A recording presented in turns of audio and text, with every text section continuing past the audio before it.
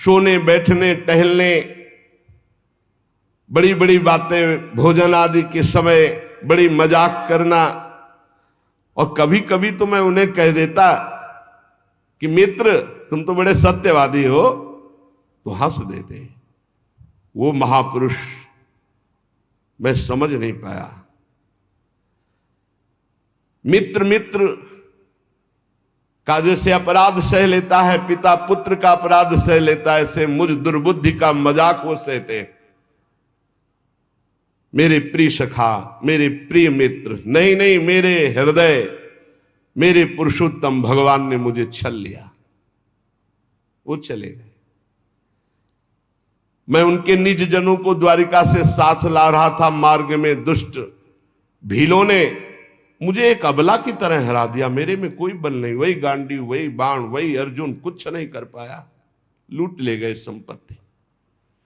वही मेरा गांडीव है, वही अक्षय तोड़ीर, वही बाण, वही रथ, वही घोड़े, वही रथी अर्जुन, पर मेरा सारथी नहीं, मेरे श्री कृष्ण नहीं, तो मैं परास्त हो गया, हार गया। लूट लिया भीलों ने। श्री कृष्ण के बिना मैं सार शून्य हो रहा हूं। क्या करूं? तुमने जितने ईश्वर संबंधियों की बात पूछी, सब नष्ट हो चुके हैं। पता नहीं क्या हो गया, सब आपस में मदोन्मत्त होकर एक दूसरे को मार डाला। यदुवंशियों ने एक दूसरे को ही मार डाला।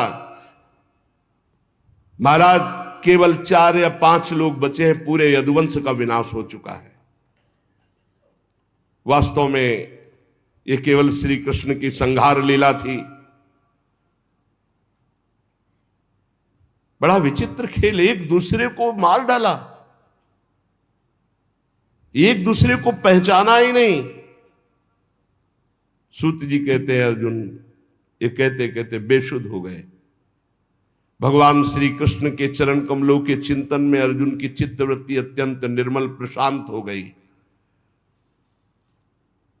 इतना भक्ति का वेग बढ़ा कि मौन धारण करके आंख मूंद करके चुपचाप बैठ गए।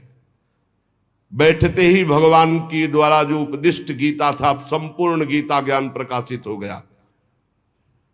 व्यवधान रहित परब्रह्म स्वरूप में अर्जुन स्थित हो गए। ये भगवान की कृपा होती है। ऐसा विशुद्ध ब्रह्मबोध, गुणातीत अवस्था, द्वैत संशय निवृत्ति, सूक्ष्म शरीर का भंग, जन्म मृत्यु चक्र से